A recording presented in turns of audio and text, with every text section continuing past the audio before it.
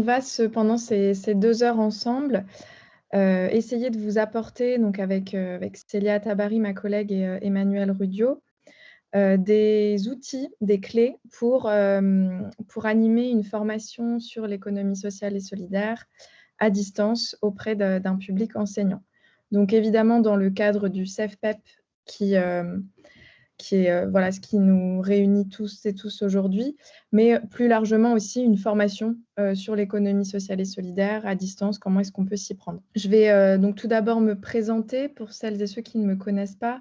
Je suis Agathe Ribas, chargée de mission à l'ESPER, donc en charge plutôt de la coordination nationale de la semaine de l'ESS à l'école, qui aura lieu donc du 22 au 27 mars cette année, et aussi en charge des questions d'outillage et de formation ESS à destination des enseignants. Moi, je suis Célia Tabary, également chargée de mission à l'ESPER, plus particulièrement sur les questions de l'animation régionale, dynamique de formation que je coporte avec Agathe, et puis enfin l'étude d'impact social qu'on mène à l'ESPER sur le dispositif Mon ESS à l'école.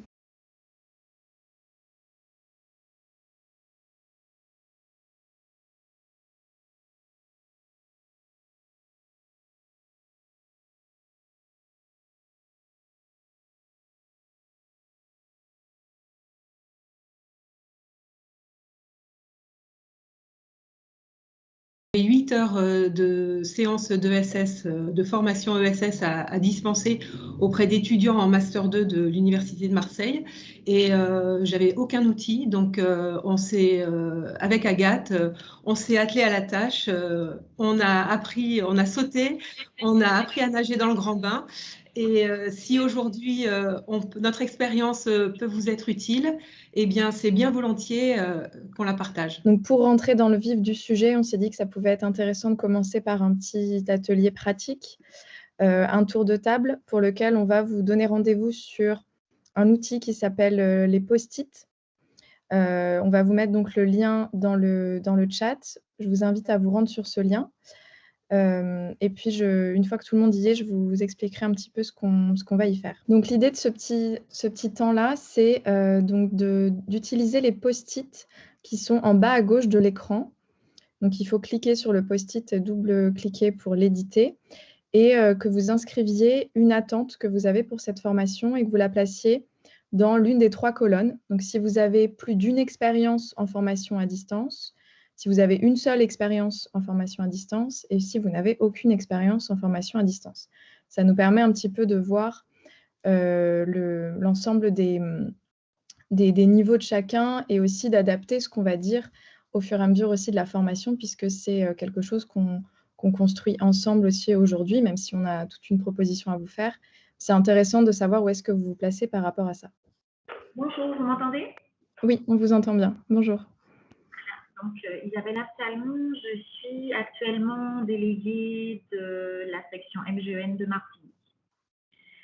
Mes attentes consistent en comment rendre le contenu d'une formation, d'un stage attrayant, même à distance, mais surtout permettre aux personnes qui y participent d'avoir la même dynamique, le même rythme que quand il s'agit de présentiel en termes d'intervention, en termes d'action pour construire vraiment leur formation et l'intégration des différents aspects qu'on veut leur apporter. Et puis aussi que ces outils qui permettront ce que je viens de dire soient relativement souples et accessibles en fait à tous. Parce que quelquefois, on se rend compte que les outils qu'on propose en transmission à distance, eh bien, tout le monde, tous les gens qu'on reçoit ne sont pas en mesure soit de les avoir, soit de les maîtriser. Catherine Alamarchand, directrice de la MGEN Eure-et-Loire et puis correspondante depuis 4 ans. Espère. Ce que j'attends d'aujourd'hui, écoutez, c'est d'être capable d'animer une réunion à distance. Et les délais, honnêtement, me paraissent extrêmement courts pour qu'on soit apte en toute confiance à le faire le 24 mars. Mais ça, c'est autre chose. Donc voilà, j'espère pouvoir sortir de cette réunion sereine. Bonjour, Jean-David, moi je suis délégué MGEN dans l'Isère et également investi à l'ESPER au niveau régional. Voilà, écoutez, moi j'ai envie de découvrir de nouveaux outils et d'apprendre de nouvelles choses aujourd'hui. Bonjour, je suis déléguée de Charente-Maritime et oui, j'aimerais avoir des pistes d'amélioration, notamment dans le domaine d'action de prévention en visio, quand il s'agit de présenter un kit d'animation prévu pour le présentiel, et être, oui, voir les écueils dans lesquels il ne faut pas tomber pour améliorer l'interactivité, la fluidité de la communication en petits groupes. Voilà. Bonjour, on m'entend? Oui, on vous entend bien. Oui, donc je suis président de la section Martinique. Mes attentes, mon attente, c'est de faire en sorte effectivement donc d'avoir une formation interactive. En général, sur la durée, donc les participants effectivement donc se fatiguent un petit peu. Donc voilà, c'est comment les tenir en haleine tout au long de la formation et la rendre la plus interactive possible. Oui, bonjour à tout le monde. Éric Lacouture, délégué MGN des Landes, correspondant de l'ESPER pour la région Aquitaine.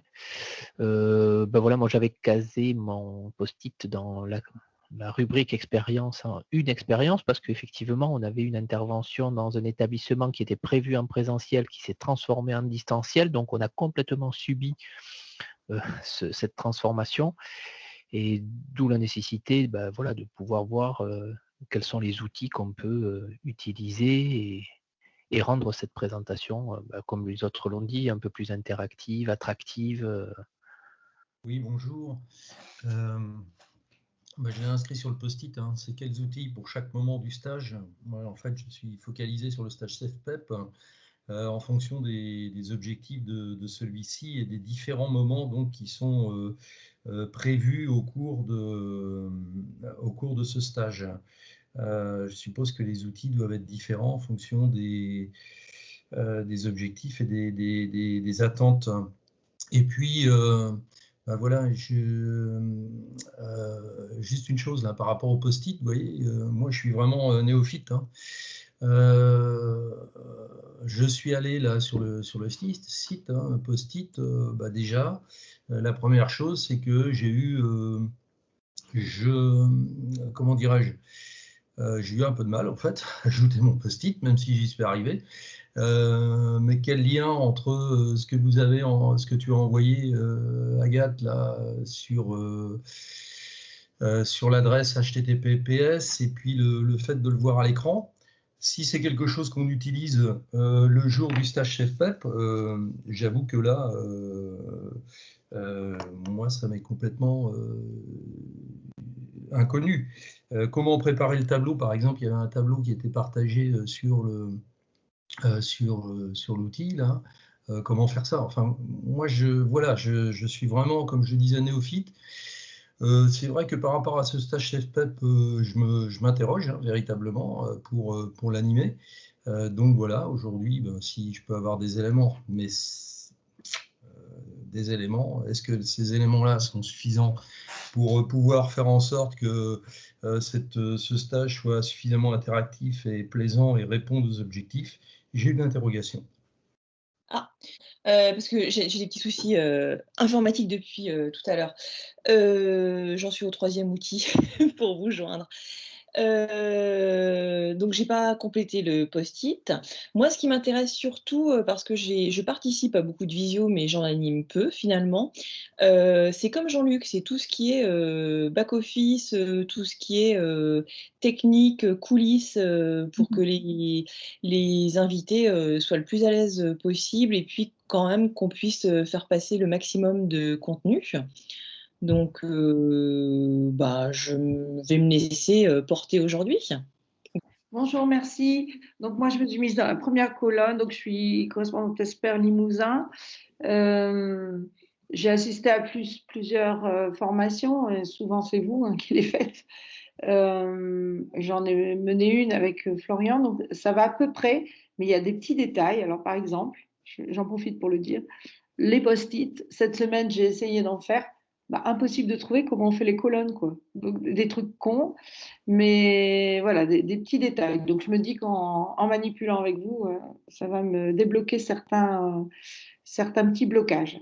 Oui, bonjour Benoît, donc MGN Oise. Donc, en fait, j'ai un objectif général qui serait en fait, une demande générale qui serait en fait d'être en capacité de bénéficier de méthodes ou de procédures ou de pas à pas simples à utiliser, à la fois pour les organisateurs, mais aussi pour les stagiaires. Ça, c'est la première demande. Donc, les grandes lignes, effectivement, de l'utilisation des outils ou des outils à utiliser.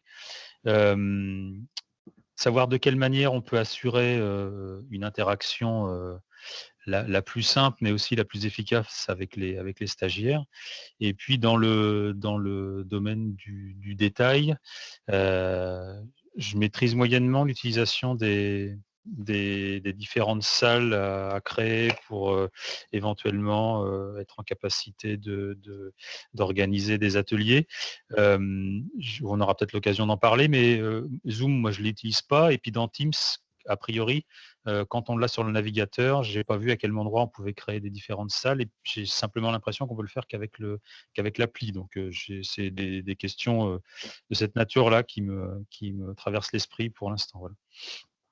Oui, bonjour à tous. Donc moi j'ai réécrit un petit peu que voilà, une pratique interactive et l'adaptation des différents outils. Mais après, moi je suis tout à fait d'accord avec Jean-Luc.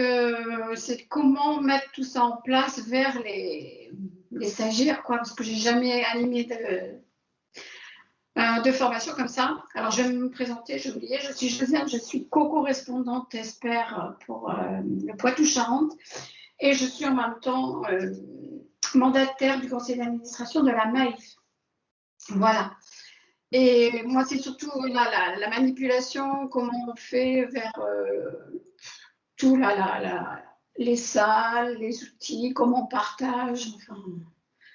Je n'ai jamais rien fait, donc je suis en découverte et en attente. Oui, bonjour à toutes et tous. Bon, beaucoup de choses ont déjà été dites. Alors sur les objectifs, évidemment, c'est ne perdre le moins de participants possible et faire en sorte qu'ils soient des participants même à distance. Ça, c'est quand même un challenge.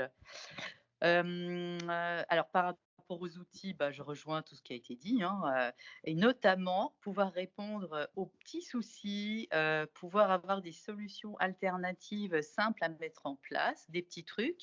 Parce que typiquement, moi, ce qui m'arrive, c'est un peu comme Yann. Devant chez moi, il y a des travaux, donc l'Internet est coupé. Donc là, j'ai dû me mettre en cata sur mon téléphone.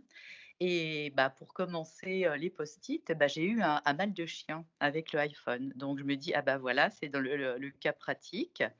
Et puis, moi, je m'interroge, en plus de ce qui a été dit, sur la façon dont on va pouvoir faire la visite de l'entreprise, en tout cas dans le cadre du stage CEFPEP, parce que c'est quand même un des objectifs importants. Alors, si l'entreprise qu'on veut faire découvrir n'est pas dotée d'outils de visite un peu virtuels, interactifs et sympathiques, comment est-ce qu'on peut faire ça ?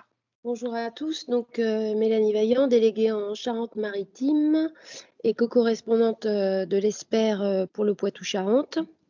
Donc j'ai fait pas mal de formations à distance, mais ça n'empêche que c'est pas forcément moi qui est animée. Et donc je voudrais apprendre à vraiment bien manipuler les outils, notamment l'outil post-it, la mise en place des salles, des différentes salles. Je voulais préciser aussi que nous, au sein de MGN, on a les autorisations pour Teams, alors que je sais que vous utilisez Zoom. Donc ça ne fonctionne pas tout à fait pareil. Et puis, je voudrais aussi savoir comment, par exemple, on peut lancer une vidéo, parce que pour le stage CEFPEP, qui est un peu notre premier objectif à la fin du mois, vous avez créé des petites vidéos qui sont très bien faites et j'aimerais pouvoir les utiliser. Alors, ce que je voulais dire, c'est que, bon, je me suis inscrite dans la colonne aucune expérience, mais en fait, j'en ai une petite, mais elle est très particulière puisque mais c'est avec des collègues, hein, donc dans le cadre donc, de conseil de maître ou conseil d'école. Donc, ce sont des collègues que je connais leurs attentes. Bon, par contre, là, il s'agit d'une animation spécifique, formation à l'ESS, et on a affaire à des collègues de différents niveaux, hein, et ils ont donc je voudrais savoir comment mettre en place justement en distanciel, hein, une interaction, parce que j'ai déjà animé, hein, des stages de CEFPEP en présentiel, et ce serait donc la première fois en distanciel. Et bon, voilà, donc, et puis je voudrais aussi savoir, bon, mais comme je vois qu'Isabelle et Tony sont connectés, comment faire une visite virtuelle de l'entreprise qui serait peut-être la MGEN comme les autres années. Voilà, merci. Oui, bonjour. Sylvie Boumy, expert et représentante de la MGEN donc pour le Languedoc-Roussillon. Déjà m'excuser pour mon retard, voilà, comme les autres, comme certains, des petits soucis de connexion. Et un autre souci, alors pour le stage CEFPEP, c'est que moi je me suis rendu compte qu'on n'avait que 2 inscrits. Donc je me demande, alors la formation, elle va me servir à un moment de toute façon. C'est pour ça que je suis là. Par contre, je me dis, je suis pas sûre que le stage ait lieu sur notre académie. Voilà. Absolument. Oui, absolument. François et Olivier, on est de la MGEN du Cher. On avait un petit problème d'écran, de micro, bref, on a été obligé de se déconnecter. Voilà. Donc, nous, nos attentes sont liées également à notre capacité technique et d'animer une formation dynamique pour les personnes et de connaître des outils qui permettent cette dynamisme et cette interaction. Voilà. On a expérimenté un tour de table à distance et que finalement, donc on est dans un cas pratique, hein, on voit que ça prend quand même beaucoup plus de temps potentiellement que quand on est en présentiel et qu'on peut donner la parole peut-être un peu plus facilement, et qu'on est obligé d'utiliser un petit peu des outils comme les post-it pour rendre ce temps un peu plus interactif. Et puis là, c'était aussi l'idée de vous faire utiliser les post-it, qui peut être quelque chose que vous pouvez réutiliser ensuite dans vos formations. On verra un peu plus après en détail comment vraiment utiliser les post-it, comment faire des colonnes, etc. C'était un premier avant-goût. Les objectifs que j'ai mêlés ou déroulés aujourd'hui, c'est dans un premier temps, vous apporter des connaissances de base sur la formation à distance, mais c'est un point qui est abordé, qu'on souhaite aborder plutôt en fin de présentation si on a le temps, parce que c'est vraiment des connaissances qui sont intéressantes, mais que vous pouvez découvrir par vous-même sans forcément que ce soit dit comme ça oralement et qu'on en échange. Deuxième objectif, et pas des moindres, c'est comment utiliser les outils numériques pour former à distance. Donc, on vous présentera différents outils, différentes façons de faire, et puis on aura un petit temps d'échange ensuite. Troisième objectif, vous présenter le déroulé des ateliers à distance du CEFPEP. Et enfin, une mise en situation, un cas pratique qu'on pourra essayer d'expérimenter ensemble. Donc, on va commencer donc, par l'objectif 2, qui est donc montrer comment utiliser les outils numériques pour former à distance. On s'est consacré pour ce temps-là, au vu des retours qu'on a eus suite au mail d'invitation, à l'utilisation de Teams. Alors effectivement, nous à l'ESPER, on n'utilise pas tant Teams, on a une licence Zoom, mais on s'est dit que dans le cas du CEFPEP et au vu des besoins et des personnes qui utilisent les outils, c'était plutôt Teams qui était à privilégier. Donc dans un premier temps, quelques petits rappels de mise en œuvre sur Teams, comment programmer une réunion, l'idée d'aller dans son calendrier, de faire une nouvelle réunion, d'ajouter des participants, et le fait d'ajouter 1 ou 2 participants crée un lien, et c'est ce lien que vous pouvez ensuite envoyer à l'ensemble de vos participants au stage. Donc le lien qui est généré une fois que vous avez programmé votre réunion. Un autre élément, donc pour voir les participants, vous avez le petit onglet personnage où vous voyez sur le côté du coup les différents participants, vous voyez si les micros sont activés. Vous voyez également si les personnes sont invitées ou si les personnes sont sur l'application Teams et ont une licence Teams. En fait, là, d'ailleurs, vous pouvez le voir tout de suite. Si vous cliquez sur participants, vous voyez que, par exemple, à côté du nom de Célia, il y a marqué invité. Et en majorité, les MGEN, vous n'avez pas le nom invité puisque vous avez la licence. Et finalement, les personnes qui sont invitées n'ont pas les mêmes fonctionnalités que les personnes qui ont la licence. Donc ça va un peu de soi, mais c'est important de l'avoir en tête pour les CEFPEP, puisque les personnes qui vont participer à vos stages n'auront, pour la majorité, je pense, pas la licence Teams. Mais ça, on aura l'occasion d'y revenir un petit peu. Ensuite, vous pouvez également enregistrer. Donc, c'est ce qu'on est en train de faire actuellement. Normalement, vous voyez un petit point rouge en haut à gauche de votre écran. Ça signifie qu'on est en train d'enregistrer. Donc là, c'est une fonctionnalité que vous avez. L'enregistrement va se mettre dans conversation et restera 20 jours, ce qui vous permet de garder la formation et de pouvoir, pourquoi pas, la revisionner pour la réutiliser ou voir ce qui a marché, ce qui n'a pas marché, si les objectifs sont bien remplis. Et si on vous demande aussi la rediffusion, c'est possible de la voir comme ça. Pour partager du contenu, alors c'est vrai que sur Teams, ça peut paraître parfois un peu complexe puisqu'il y a plusieurs façons de faire, mais vous avez donc à côté de quitter la réunion un petit bouton, une petite flèche vers le haut qui est partager du contenu. Et à ce moment-là s'ouvre ce qu'on appelle un bac de partage. Et dans ce bac de partage, vous avez différentes fenêtres.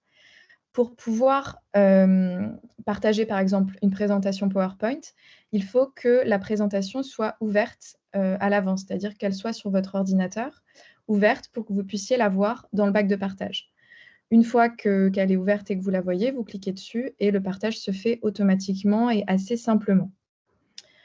Donc ça, c'est pour, on va dire, une présentation ou un document Word ou autre document simple. Pensez à bien les ouvrir en amont. Si vous souhaitez partager du contenu vidéo, il y a une manip supplémentaire à faire. Donc là, vous voyez en bas, vous avez donc le bac de partage avec à la fois le bureau et des différentes fenêtres qui étaient ouvertes là par les personnes qui ont testé. Pour partager une vidéo, donc pensez à l'ouvrir avant sur votre navigateur web. Si c'est par exemple une vidéo YouTube, vous allez sur YouTube et vous ouvrez un onglet. Et il faut bien penser à activer le bouton « Inclure le son de l'ordinateur ». Si jamais ce bouton-là n'est pas activé, votre vidéo va être lancée, on va la voir, mais on n'entendra pas le son. Donc, il faut penser à inclure le son de l'ordinateur et aussi avoir votre micro d'ouvert. Si votre micro est fermé, eh bien, les gens n'auront pas accès au son de votre ordinateur. Voilà pour ça. Je ne sais pas si certains ont expérimenté déjà le partage de contenu vidéo, mais c'est une petite manip auquel il faut penser si on souhaite partager des vidéos, ce qui peut être le cas pour le CEFPEP. L'utilisation du chat. Donc là, vous avez un bouton qui s'appelle « Converser », me semble-t-il, sur Teams, la petite bulle avec les petits traits à l'intérieur. Donc, vous pouvez, dans la conversation, partager des liens Internet, comme on l'a fait là avec l'outil Post-it, ou comme chaque personne est invitée à se rendre sur le lien via son propre navigateur web, et ben, le plus simple, c'est de lui partager directement le lien. Vous pouvez également charger des documents. Si vous voulez envoyer des documents PDF, par exemple, ou des présentations, ou autres documents qui vous semblent importants dans le cadre de votre formation, vous pouvez complètement les charger via un petit bouton qu'il y a en bas qui est un trombone. Donc comme pièce jointe, classiquement aussi, c'est un pictogramme qui est fréquemment utilisé pour les documents. Donc voilà pour ça, et le chat peut aussi servir, et surtout servir à interagir, accueillir vos participants, etc. La partie, le petit outil lever la main. Donc, quand on est animateur et qu'on est organisateur même, puisque ça s'appelle comme ça sur Teams, vous avez donc en haut, sur la barre du haut, un petit picto bonhomme avec lever la main. Et là, vous avez toutes les réactions possibles. Donc, il va se trouver là. Pour un participant invité, donc quelqu'un qui est sur le navigateur web, qui n'a pas de licence Teams. Sa barre d'interaction avec Teams, elle va être en bas. Et pour aller trouver lever la main, il y a un peu plus de manip à faire que quand on a la licence. Il faut cliquer sur les 3 petits points et vous avez l'option lever la main. Aussi, ce à quoi il faut penser, vous pouvez bien sûr le préciser à vos participants en début de formation. Donc, ils peuvent lever la main, mais il faut aussi qu'ils pensent à la baisser. Elle ne se baissera pas automatiquement. Dans ce cas-là, il faut retourner sur les 3 petits points et cette fois-ci, sélectionner « Baisser la main ». C'est effectivement du détail, mais pour le bon déroulé de la formation, ça peut être intéressant quand même d'avoir ces éléments en tête en amont pour pouvoir éventuellement répondre aussi aux questions de vos participants qui vont découvrir peut-être l'outil Teams au moment de la formation. Et il y aura peut-être ces petits éléments techniques à leur apporter avant de commencer. Voilà pour cette fonctionnalité. Ensuite, ce qui est permis par Teams et par, en gros, le pack Microsoft, c'est l'utilisation de Microsoft Forms, qui est un outil pour faire des questionnaires.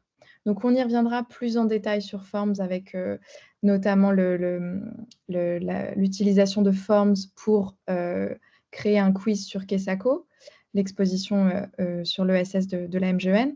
Mais voilà, vous avez cette possibilité directement via Teams d'aller créer votre question, les différentes options de réponse. Et ensuite, ça, c'est un aperçu de la carte qui est envoyée. Donc là, on avait fait un test avec une collègue.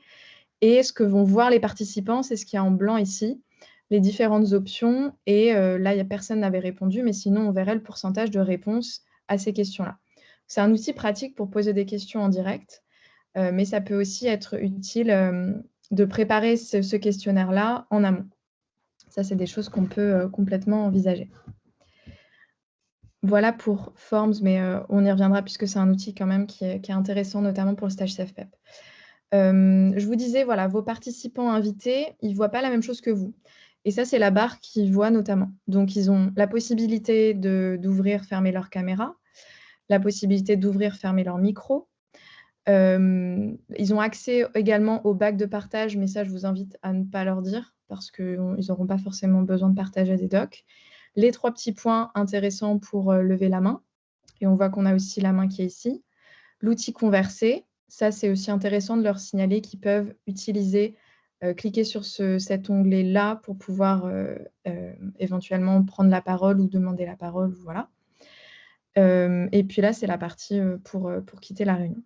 Ensuite, on va rentrer un peu dans le vif du sujet et l'utilisation des outils numériques pour donc 4 temps principaux. Donc, il y en aura peut-être d'autres. Hein, peut-être que vous en avez imaginé d'autres, mais nous, ce qu'on s'est dit qui pouvait être intéressant de vous présenter aujourd'hui, c'était donc la création de salles de discussion, la mise en place d'un brise-glace. Donc, brise-glace, c'est donc un temps d'accueil pour les personnes qui arrivent dans la réunion, qui permet d'un peu mieux se connaître, se rencontrer. Et c'est extrêmement important, le brise-glace, notamment dans les formations à distance, puisqu'on est chacun derrière notre écran, qu'on ne se voit pas en vrai. C'est vraiment des temps qui sont indispensables pour créer du lien à la fois entre vous et les participants et entre les participants eux-mêmes. Un troisième temps qui est de utiliser les outils numériques pour recueillir les attentes des participants, un petit peu comme ce qu'on a fait tout à l'heure. Donc là, nous, on était nombreux, on était 19. Donc, c'est ce qui fait que ce temps prend du temps. Dans le cadre des formations CEFPEP, ça dépend des stages, hein, mais vous ne serez pas forcément aussi nombreux. Et donc, demander un peu ce à quoi les participants, ce qu'ils peuvent attendre, ça peut être intéressant pour vous, pour aussi orienter vos propos ou insister sur certains détails pendant la formation. Et enfin, utiliser les outils numériques pour faire collaborer les participants. Comme je vous ai dit pour le brise-glace, faire échanger les participants, les rendre acteurs de leur formation, c'est vraiment des enjeux essentiels pour justement ne pas les lasser, ne garder un peu cet aspect interactif et actif. Il faut qu'ils se sentent vraiment impliqués. Sinon, sur une journée de formation, et vous l'avez certainement déjà expérimenté, c'est un peu long d'être uniquement en position passive. Donc, le premier point est donc un point qui est extrêmement important, qui a été soulevé par l'un d'entre vous notamment, la création de salles de discussion. Alors, donc, on s'est concentré sur l'outil Teams hein, en majorité, comme je vous le disais. L'objectif pour le formateur, c'est de faciliter les échanges entre les participants. Quand on a un groupe de participants de, on va dire, plus de 10 personnes, 10-15 personnes, ça peut être un peu compliqué pour chacun de prendre la parole en grand groupe. Et donc, l'idée de ces salles de discussion permet vraiment aux personnes d'interagir entre eux et aussi, du coup, de participer à des animations. Et on a des outils de sensibilisation ESS qui entre guillemets, exigent la création d'équipes et donc la création de salles de discussion. Donc, sur Teams, quand vous êtes donc organisateur, pour créer des salles de discussion qui s'appellent d'ailleurs salles pour petits groupes, c'est cet onglet-là, donc un petit carré, un grand carré et un petit carré à l'intérieur. Vous allez avoir ce pictogramme apparaître uniquement sur l'application Teams. L'application en dur sur votre PC portable ou votre bureau, mais pas si vous êtes connecté à Teams via un navigateur web. Cette option-là n'apparaîtra pas. Donc, il faut donc cliquer sur ce bouton-là. Alors va apparaître cette fenêtre-là, créer des salles par petits groupes. On va vous demander combien de salles vous voulez, donc de 1 à 10. On va vous demander si vous souhaitez que les participants se retrouvent dans les salles de façon automatique ou manuellement. Donc, moi, ce que je vous conseille, de façon pour que ce soit un peu plus pratique et facile, c'est de faire la génération automatique. Et donc, les personnes vont directement, quand on passe sur l'autre page là, vous allez voir salle 1, salle 2, vous allez voir les noms des personnes qui vont apparaître. Voilà pour ça. On va voir le nom des personnes apparaître si ces personnes-là sont notamment ont la licence Teams. Si jamais des personnes sont invitées, là vous voyez, moi j'étais invitée, et ben on a dû donc cliquer sur mon nom ici et ensuite me dire m'attribuer une salle, la salle 1 ou la salle 2. Donc ça, ce sont des manipulations qu'il faut pour le coup expérimenter, tester, et on verra après comment est-ce qu'on va vous proposer de tester justement ces fonctionnalités-là. Parce qu'à l'inverse de Zoom, Teams, ce n'est pas particulièrement intuitif par rapport à ces créations de salles et ça demande un petit peu de manip et un tout petit peu d'essai, chacun de son côté, pour pouvoir maîtriser cet outil et se sentir à l'aise et prêt le jour J. Une fois que donc, les personnes sont attribuées et que vous faites ici démarrer, donc on ne voit pas parce qu'il y a mon nom derrière, mais il y a marqué ouvrir les salles ou démarrer les salles, je ne sais plus exactement le bouton. Un message va s'afficher en haut, la session de salle par petits groupes va commencer. Là, vous allez être automatiquement redirigé vers votre salle. Ça se fait tout seul. Ensuite, à cet même emplacement, quand vous souhaitez que les personnes qui étaient en petit groupe reviennent en salle principale, vous faites fermer les salles. Et là, les personnes vont avoir dans leur salle le message suivant. Cette salle se fermera dans 10 secondes et vous retournerez automatiquement à la réunion principale. Il n'y a rien à faire pour les participants.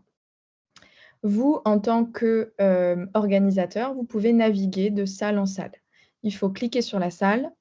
Vous allez avoir des petits points ici. Donc là, cette salle était fermée. Et vous cliquez sur « Rejoindre la salle ». Et vous pouvez rejoindre la salle, la quitter comme vous le souhaitez. Vous pouvez juste le faire vous en tant qu'organisateur. Il n'y a pas de participants qui peuvent naviguer de salle en salle. Vous avez donc une ressource complémentaire. Alors, j'inviterai bien Célia à vous mettre le lien dans le chat si c'est possible. Donc, qui est vraiment un document que moi m'a envoyé MGEN Technologies qui regroupe vraiment les différentes étapes sur comment créer des sous-groupes, des salles dans Teams. Donc, je vous invite à consulter ce document pour avoir des informations complètes si ce que je vous ai apporté aujourd'hui n'est pas suffisant. Même si dans tous les cas, pour bien maîtriser ça, il faut impérativement l'avoir testé avant.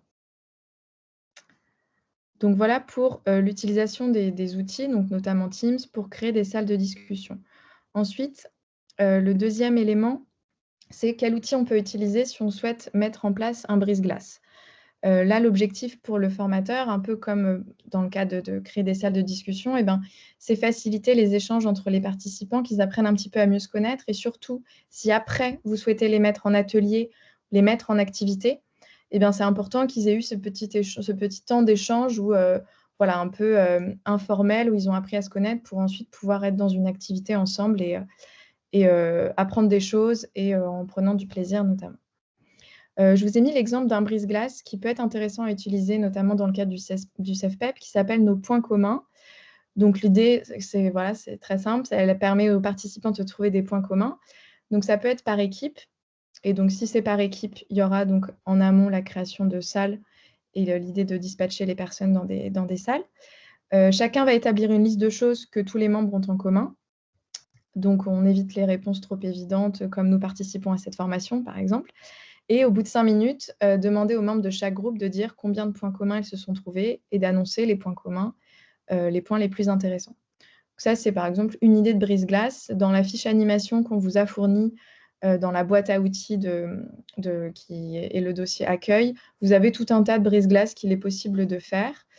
Donc, il est possible de faire, bien évidemment, en présentiel et à distance également, donc en créant des salles, ou si vous n'avez pas un grand nombre de participants, ce brise-glace peut être fait aussi juste dans la réunion comme ça, sans forcément passer par la création de salles au préalable. Mais voilà, j'insiste sur le fait que ce temps-là est important pour bien, entre guillemets, commencer la formation.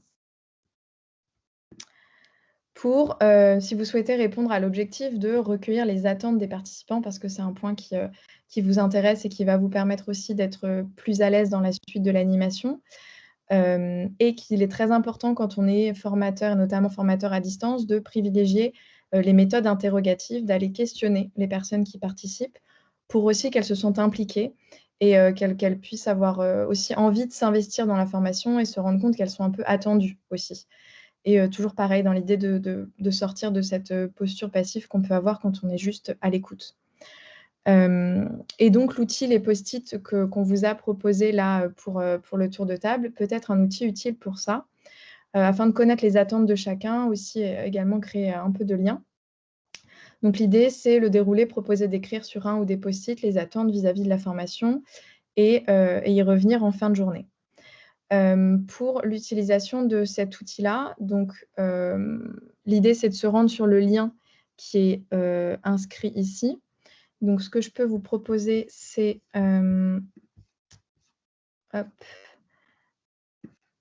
d'aller directement et de vous montrer en direct comment est-ce qu'on fait pour notamment les colonnes, etc.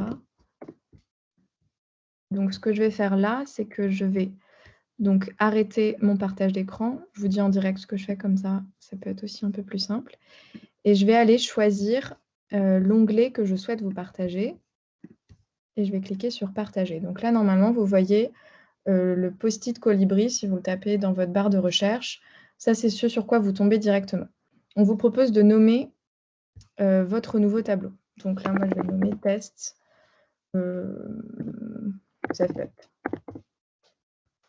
Et ensuite, on clique sur allons-y. Donc là, j'ai un tableau voilà, où il n'y a absolument rien. Effectivement, à la base, il n'y a pas du tout de colonnes. Pour mettre des colonnes, il faut cliquer ici. Donc, à droite, vous avez un plus. Donc, si je mets un plus, ben là, je vais pouvoir donner un titre uniquement. Titre 1. Et si je veux créer des colonnes, je vais devoir ajouter tout un tas de plus. Titre 1. Ensuite, en cliquant sur le mot nouveau, eh ben, je peux renommer mon titre. Je clique dessus et je le renomme. Donc ça, c'est quelque chose que vous pouvez préparer en amont de votre formation, puisqu'après, vous avez juste à copier-coller le lien, le mettre dans votre document de préparation, et après, à partir de ce lien, puisque les outils post-it le lien reste valable pendant 1 mois, vous avez juste à copier-coller le lien et votre tableau ne bougera pas. Pour ajouter des post-it, vous avez un plus ici en bas à gauche, vous ajoutez en cliquant dessus. Et après, la consigne pour l'éditer, ben, c'est écrit dessus, double-cliquer pour m'éditer. Il me semble que chacun a réussi à le faire. Donc voilà, formation, CFPEP. Et ensuite, je clique dessus pour le déplacer dans la colonne que je veux. Les colonnes, c'est pour vous montrer comment ça fonctionne. Vous n'êtes pas obligé de faire des colonnes. Ça peut juste être un tableau où on recueille les attentes et où juste chacun essaye de bien avoir tous ces post-it et d'écrire son attente dessus. En amont, pareil, vous pouvez préparer tout un tas de post-it en faisant plus et en les répartissant. Voilà, la possibilité également d'afficher le plein écran. Voilà pour ça. Hop. Alors, donc là, je retourne dans le bac de partage et je choisis de vous présenter, de reprendre donc la formation PowerPoint. Par contre, ça me remet à 0. Donc là, il faut aller rechercher votre slide. Si vous switchez comme ça d'une présentation PowerPoint à une page Internet, pensez à... voilà, vous avez toutes les slides qui sont en bas, mais il faut aller chercher celle à laquelle vous êtes arrêté. Donc voilà pour cet outil-là. N'hésitez pas si vous avez des questions, on y reviendra un petit peu après. Ensuite, si vous souhaitez, donc ça c'est un des objectifs importants aussi pour le formateur, donc de faire collaborer les participants, et puis donc toujours dans l'idée de les faire collaborer aussi, de les faire échanger. Vous avez un outil libre également, donc comme l'outil des post-it, qui est un outil libre, qui est donc le Framapad. C'est un document collaboratif, un document sur lequel on peut écrire à plusieurs.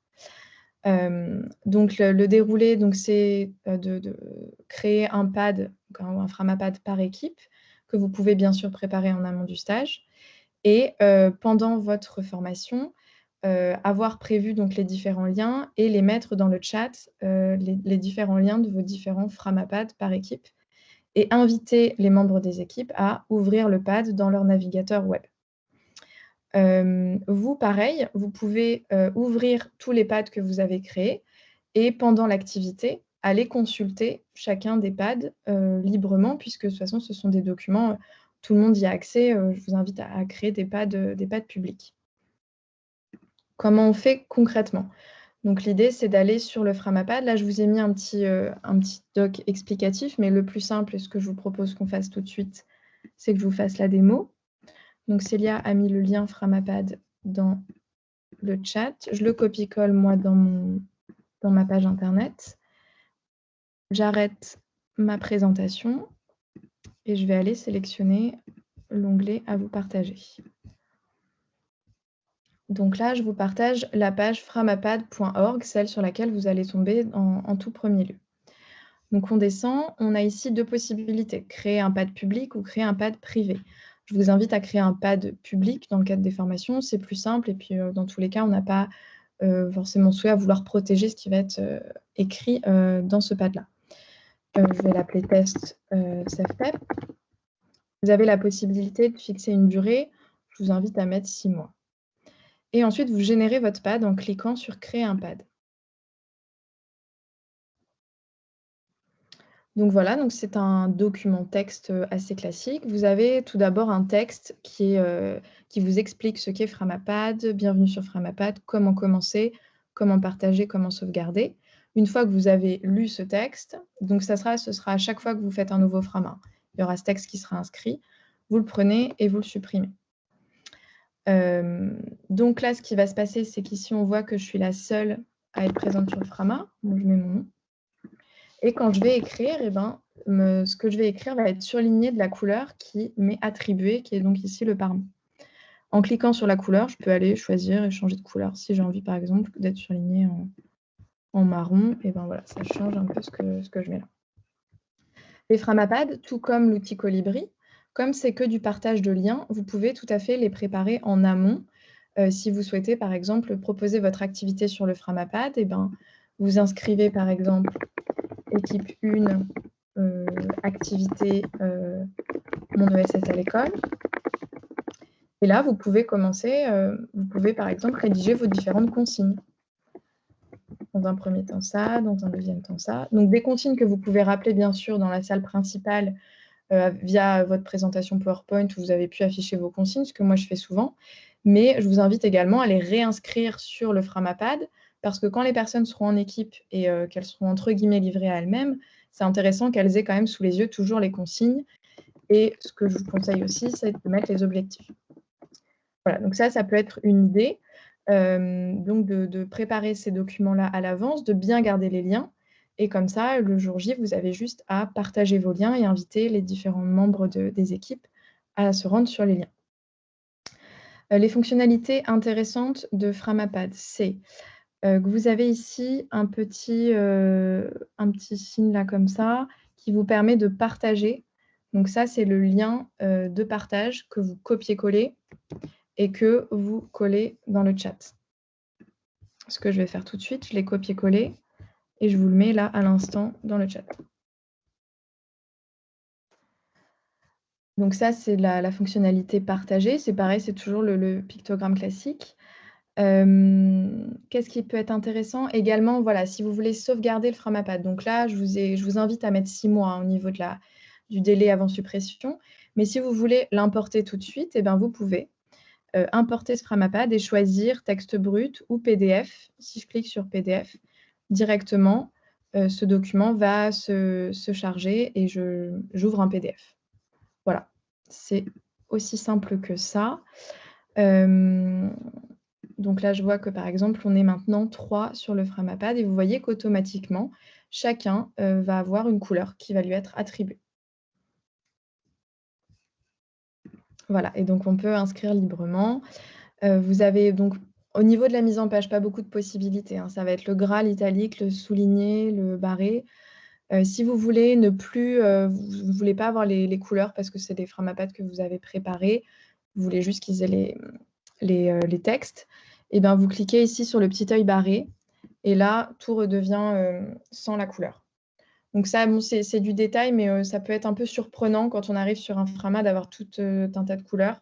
Et ça peut être aussi d'un point de vue visuel plus agréable de ne pas en avoir. En tout cas, moi, c'est ce que je fais souvent. Donc vous sélectionnez tout et vous enlevez la couleur. Voilà pour cet outil-là. On y reviendra dans notamment l'utilisation et l'animation du jeu entreprise à valeur ajoutée, où le Framapad est tout à fait requis pour cette animation-là. À ce stade, certains ou certaines avaient des questions par rapport aux outils qui sont présentés, besoin d'éclaircissements notamment. Oui, en fait, je revenais un peu en arrière par rapport à ce que tu as dit tout au début, me semble-t-il. Il y a 2 statuts, en fait, de ce que je comprends sur Teams. Et moi, en l'occurrence, là, si je prends mon écran, je n'ai pas le pictogramme qui permet de créer des salles pour petits groupes. Donc, si tel est le cas, comment fait-on? Alors, pour pouvoir créer des salles par petits groupes, il faut effectivement donc tout d'abord avoir une licence Teams et être du coup invité, enfin créer la réunion, donc dans le calendrier, programmer sa réunion et inviter les personnes. Donc dans ton cas, Jean-Luc, je ne sais pas si tu as une licence Teams, mais si ce n'est pas le cas, peut-être voir avec Emmanuel Moreau, avec qui tu animeras le stage, qui est MGEN, qui a sa licence Teams et qui pourrait être du coup organisateur. Seul lui pourra voir le petit icône créer des salles pour petits groupes et seul lui pourra les créer. D'accord. Je peux préciser, Agathe, aussi. Oui. En fait, si on est 2 choses. Si on est sous Office 365, on a accès à Teams, à l'application. Première chose. Deuxième chose, si ce n'est pas le cas, dans ce cas-là, il faut passer par la version web et créer des nouvelles invitations, autant d'invitations de réunions qu'il y a d'équipes en fait. En pensant bien à une chose, bien inclure tous les animateurs dans les invitations. Si par exemple, je m'explique, si tu as 3 équipes, eh bien tu vas envoyer 3 nouvelles invitations Teams aux personnes qui sont dans les équipes. Donc ça suppose que tu sois en mesure de faire les équipes à l'avance. Et toi, tu te mets bien, ainsi que les autres animateurs, dans chaque équipe, pour pouvoir ensuite aller d'une équipe à l'autre pour suivre les travaux des équipes. Voilà, c'est un plan B qui n'est pas complètement parfait, mais qui permet quand même qu'il y ait un plan alternatif quand on n'a vraiment pas le choix. On s'est effectivement consacré à uniquement l'outil Teams, mais si jamais, pour notamment le CEFPEP, c'est d'autres outils qui sont utilisés, comme par exemple Zoom, on pourra bien sûr en échanger plus tard, et sachant que Zoom est beaucoup plus simple par rapport à toutes ces petites fonctionnalités-là, donc moins de contraintes. Je donne la parole à Benoît. Oui, alors juste 2 choses. La première, donc si je comprends bien, en fait, pour véritablement que la présentation soit la plus efficace possible et qu'on puisse effectivement utiliser l'ensemble des options. L'idéal, c'est d'avoir un PC avec l'appli installée en dur plutôt que de passer par un navigateur, déjà pour créer les salles. Et puis moi, je vois une autre Une autre nécessité, c'est que notamment pour le son, il me semble que la case à cocher dans le navigateur, notamment sous Chrome, je la vois pas ou je la trouve pas. Et il me semble bien que sous Firefox, c'est le cas également. Donc ça, c'est la première chose qui concerne Teams. La deuxième, elle concerne les deux outils dont vous avez parlé, là, Colibri et Framapad. Alors j'aime bien Framapad parce que c'est un outil libre, hein, qui est plutôt intéressant, qui permet aussi les Framaform permettent d'utiliser un certain nombre d'outils et d'options. Par contre, j'ai trouvé moi dans Colibri la même option que celle qu'on a dans Framapad, c'est-à-dire le document collaboratif. Donc, est-ce qu'on ne pourrait pas, plutôt que de naviguer d'un outil à un autre, essayer de voir si dans les outils Frama, il n'y a pas également la possibilité d'utiliser le même type d'outil que le post-it, ce qui éviterait de passer par Colibri pour les post-it et par Framapad pour le document collaboratif. Est-ce que vous avez vous constaté qu'on pouvait utiliser un outil pour l'ensemble des options? Alors, pas forcément. C'est intéressant que vous ameniez cette question. Et effectivement, pour des raisons de simplicité, ça peut être plus simple d'utiliser le même outil. Sur Framapad, je ne sais pas si... Parce que Framapad, c'est Frama globalement, et on peut faire des Framadates pour, par exemple, demander à des personnes de se positionner sur des dates, créer des sondages. Framapad, c'est pour le document collaboratif. Et donc, en fonction d'un peu du suffixe, il y a différents types d'outils. Je ne sais pas s'il y a Frama, Post-it. Je vous avoue que je n'ai pas cette information-là. Mais c'est intéressant, en tout cas, pour les Colibri, de savoir qu'il y a un document collaboratif et peut-être à creuser un peu plus pour rester uniquement sur l'outil des Colibri. Je pense que ça amènera de la simplicité. Et par rapport à ça, du coup, juste un petit détail également, c'est en fait les Colibri ont repris du coup le Frama, puisque c'est Frama au départ qui a créé cet outil-là collaboratif. Et en fait, les Colibri ont juste mis leur étiquette dessus, mais à la base, ça appartient vraiment à Frama quand même. Je ne sais pas si j'ai été très claire, mais...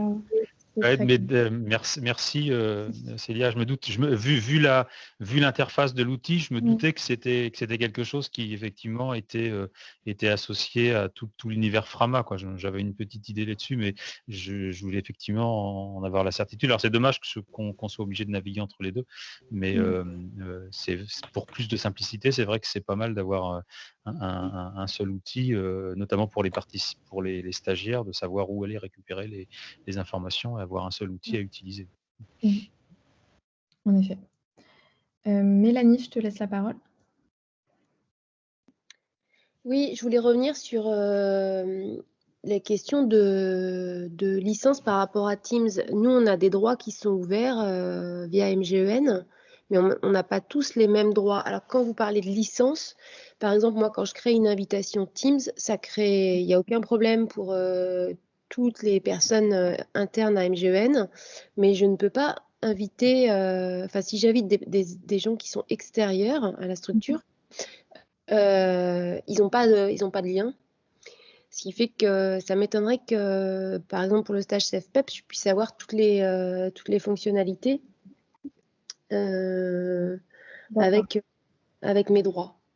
Dans ce cas-là, par contre, si tu crées ta réunion et que tu invites les personnes, pour le coup, MGEN, enfin co-organisateurs avec toi, ça va te créer la réunion et à partir de ça, tu as un lien qui est généré. Oui. Et donc, c'est ce lien-là que tu peux envoyer dans un corps de mail à l'ensemble de tes participants. Mais ce que je me demandais aussi, c'est que si je n'ai pas les mêmes droits, par exemple, que certains de mes collègues dans l'utilisation de Teams, est-ce que je vais avoir toutes les fonctionnalités dont vous avez parlé? Ah, bonne question. Benoît, peut-être vous avez des éléments de réponse? Si je peux me permettre, Mélanie, bonjour. Moi, on a les droits pour envoyer en fait à des extérieurs à la MGEN à partir d'une adresse mail. Ça, moi, je l'ai déjà fait dans le cadre de formation qu'on avait organisé de la mutualité fonction publique, il n'y avait pas de souci. La seule de mémoire, hein, la seule option dont on ne bénéficie pas, en fait, mais ça, il n'y a que le directeur qui peut le faire, c'est d'inviter des gens qui n'ont pas d'adresse mail et de les inviter par téléphone, en fait. Mais il me semble que pour les adresses mail, même si c'est pas une adresse MGN, alors elle n'apparaît pas forcément dans la liste dans le musée Roland, faut taper l'adresse en entier, en fait. Il faut les de cette manière-là. Mais de mémoire, on l'a fait et ça fonctionnait. Ils avaient le lien, ils avaient été invités, il n'y avait pas de souci. Je sais que moi, ils n'ont pas forcément le lien, mais c'est surtout cette question des fonctionnalités. Est-ce que, en fonction des droits, on a accès ou pas à toutes les fonctionnalités pour organiser une réunion? Il faudrait que je me renseigne plus en détail, ou sinon on pourra faire un test, Mélanie, si tu souhaites créer une réunion et par exemple nous inviter, nous, puisqu'on est expert et on n'est pas MGN, et voir si ça fonctionne et qu'on puisse voir en même temps, toi, via un partage d'écran, ton tableau de bord que tu as. Agathe, si je peux me permettre, pour préciser une chose à Mélanie, en fait, oui, je rejoins ce que Benoît vient de dire. Et nous, en fait, pour nous, MGEN, la seule différence, c'est vraiment quel outil on va utiliser. Est-ce qu'on utilise notre ordinateur fixe ou est-ce qu'on utilise un PC sur lequel on a téléchargé l'application Teams? C'est ça qui fait vraiment toute la différence quand tu organises une réunion. Et si tu veux avoir un maximum de fonctionnalités, en particulier celles qui concernent la création des salles, il faut vraiment passer par le PC portable sur lequel tu auras téléchargé l'application. Ça, c'est un point, c'est la seule différence. Après, en ce qui concerne les invitations, il n'y a pas de difficulté particulière parce que, comme Agathe vient de le dire, en fait, il suffit d'envoyer à une personne MGEN l'invitation, tu récupères le lien, tu le colles, ou alors, comme l'a dit Benoît, tu as une deuxième alternative, tu inscris l'intégralité de l'adresse mail de la personne. Et ça doit fonctionner, hein. La différence, elle est plus sur quel support informatique tu utilises. Est-ce que c'est un PC ou est-ce que c'est un PC portable ou est-ce que c'est un poste fixe? Ok, et on ne s'est pas posé la question de l'autre côté, les participants, une fois qu'ils reçoivent l'invitation, pour qu'ils puissent, parce que par exemple, nous, quand on fait les commissions, les élus n'ont pas forcément téléchargé Teams parce que le son suffit en fait, mais là, en l'occurrence, pour les réunions comme le stage STEF-PEP, on veut que nos participants aient de l'image, voire de la vidéo. Donc, est-ce qu'il faut absolument en amont qu'eux téléchargent l'appli ou... Non, c'est pas nécessaire. Ils peuvent passer par l'application web, enfin par le site web de Teams, la version web, je veux dire. Et ensuite, pour ce qui est des vidéos, pardon, pour ce qui est des vidéos, alors on a le choix entre deux solutions. Soit tu partages ton écran et là c'est vrai que c'est un petit peu plus compliqué, ou alors tu mets le lien directement dans le fil de la conversation et chaque personne pourra avoir la vidéo avec le son. Parce que si tu n'actives pas une certaine fonction au moment où tu partages ton écran, les personnes qui participent à la réunion ne pourront pas avoir le son. Ils auront l'image mais pas le son. Donc, pour ne pas trop charger, ce qu'on nous avait conseillé, nous, hein, une formation qu'on avait eue sur Teams par un cabinet spécialisé, il nous avait dit qu'il valait mieux mettre le lien dans le fil de la conversation parce que c'était moins lourd pour la bande passante de la réunion, en fait. D'accord, mais je crois que, enfin même à force d'utiliser l'outil, il faut que les participants passent par Google Chrome et non par exemple par Mozilla ou par Internet Explorer. Ou par Safari. Oui, tu as raison de le signaler parce que ça, c'est vrai que c'est beaucoup plus fiable sur Chrome que sur Mozilla ou Safari. C'est juste. Oui, complètement. Isabelle, je vous donne la parole. Ça y est, vous m'entendez? Oui, on vous entend. Oui, voilà. Par rapport à tout ce qui se dit là concernant l'utilisation effectivement de Teams et du fait d'inviter des personnes qui sont extérieures à MGEN, ça fonctionne très bien. Alors, les deux éléments, c'est-à-dire le fait de créer des réunions supplémentaires, comme je ne sais plus lequel d'entre vous en a parlé, pour ne pas forcément se compliquer la vie si on n'y arrive pas, en tout cas avec les salles, les sous-salles en quelque sorte de réunion. Et puis, les personnes qui n'ont pas forcément téléchargé Teams passent effectivement assez facilement par la version web, et en écrivant leur adresse en entier, on les a et ils ont accès au partage d'écran, ils ont accès à pas mal de choses qu'on peut partager avec eux. J'en veux pour preuve l'expérience en fait que j'ai eue en organisation de séminaires pour la feuille de route, où on a des élus qui participent justement aux travaux, et aussi pour la commission action sociale de la section de Martinique, où on projette des résumés des anonymes, des situations pour que les élus qui participent à distance à la commission soient quand même avec un minimum d'informations en visuel. Voilà. Donc, avec un diaporama partagé tout simplement. Donc, ça fonctionne très, très bien. Voilà ce que je voulais dire. Merci Isabelle pour ces points de complément. Merci beaucoup. Est-ce qu'il y a d'autres questions par rapport à ce qu'on a dit sur les outils? Et pour ce point-là, je vais laisser la parole à Célia qui va vous représenter les différents éléments à prendre en compte avant la formation, pendant et après. Donc, ce qu'on souhaitait vous préciser tout d'abord par rapport au stage CEFPEP, c'est qu'il peut y avoir des éléments dont il faut tenir compte en amont et ce à quoi il faut penser. Donc, réserver l'outil de visioconférence. Donc là, par exemple, l'outil Teams, ça peut aussi être l'outil Zoom. On a aussi d'autres personnes qui peuvent utiliser Jitsi, par exemple. J'ai déjà entendu parler de ça. Global Meeting. Enfin, il y a tout un tas d'outils possibles. Et donc, ça, c'est aussi à vous de voir. Si je pense qu'en majorité, vous serez plutôt sur Teams. L'idée d'organiser les différentes prises de parole des intervenants lors de la formation, ce qu'on vous invite à faire, à contacter des personnes pour venir soit témoigner, des enseignants, des professionnels de l'ESS, ou par exemple pour participer à une table ronde que vous pourriez organiser lors de la formation. Donc, il y a tout ce qui est durée de prise de parole et contenu qui est bien à avoir en amont. Et tout ça doit être extrêmement timé, entre guillemets, pour pouvoir toujours être dans l'idée d'une formation rythmée avec différents cadres et différents types de temps qui permet aux personnes de rester vraiment vigilantes et impliquées dans la formation. Donc, l'idée du rythme est assez importante. Ensuite, vous avez l'élément d'envoyer les invitations à la formation aux enseignants inscrits. Cette semaine, vous allez recevoir, pour les personnes qui ont des stages CEFPEP cette année, la liste des inscrits, donc avec à la fois le nom des personnes, leur mail, leur numéro de téléphone, leur fonction, la discipline qu'ils enseignent. Vous avez également leur date de naissance. Voilà, vous allez avoir tous ces éléments-là.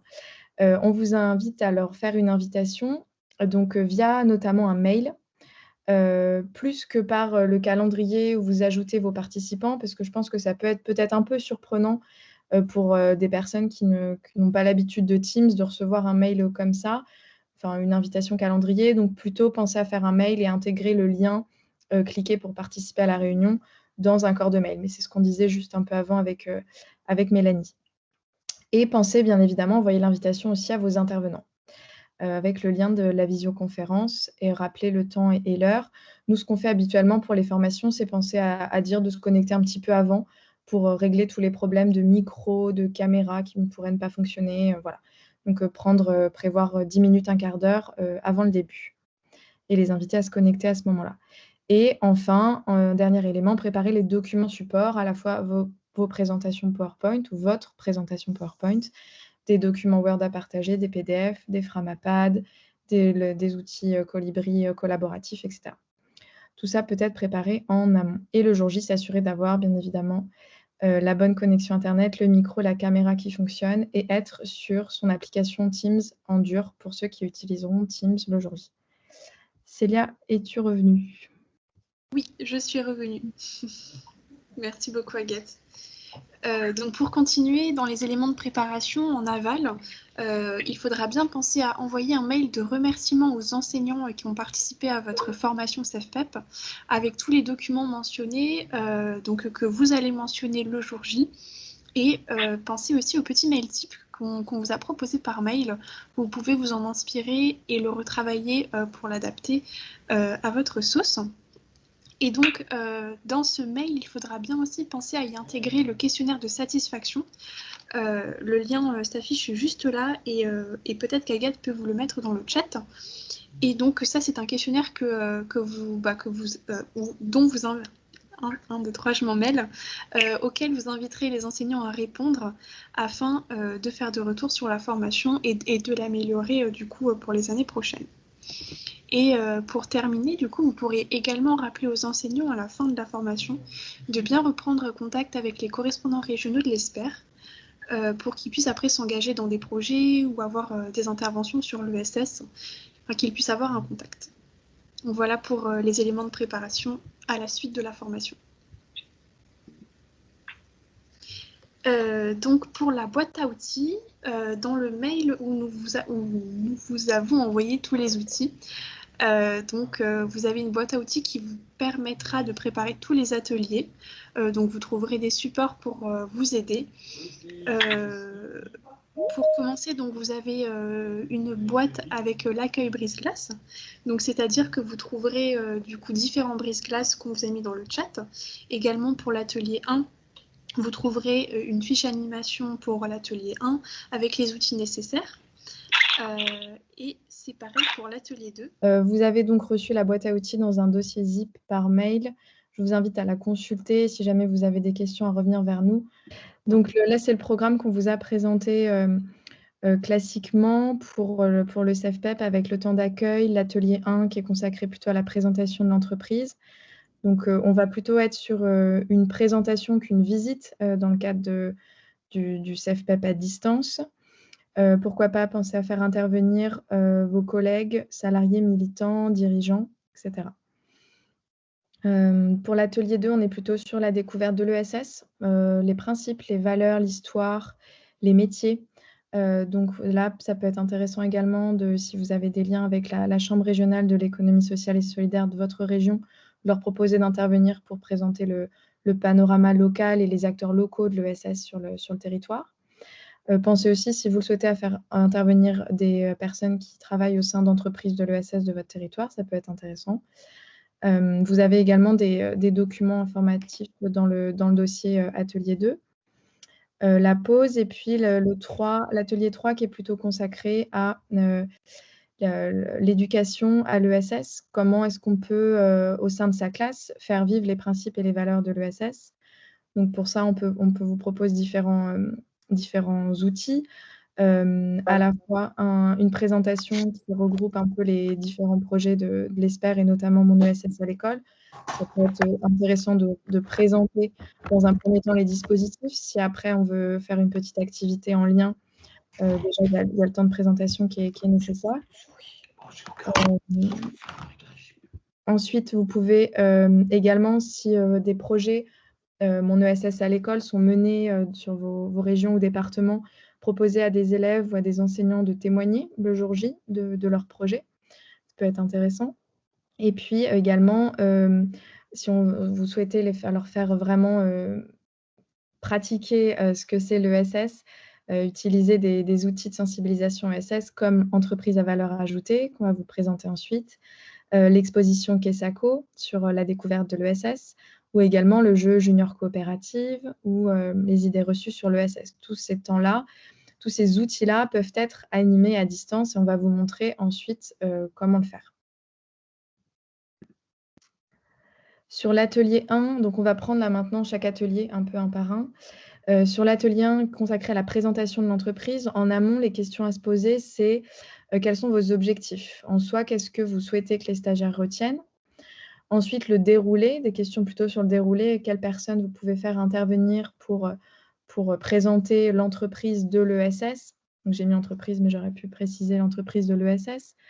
Par exemple, vous pouvez réfléchir à une anecdote sur laquelle il serait intéressant de faire réfléchir les stagiaires parce qu'elle reflète notamment l'appartenance de l'entreprise que vous présentez à l'économie sociale et solidaire.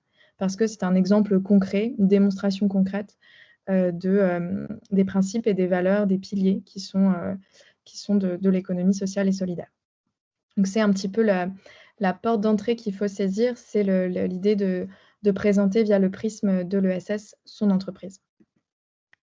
Le jour J, donc ça peut être classiquement, hein, même si ce n'est pas ce qu'il y a de plus vivant, une présentation PowerPoint de l'entreprise avec différents éléments et pourquoi pas entre la présentation entrecoupée de temps d'échange, de ne pas hésiter à poser des questions à vos stagiaires.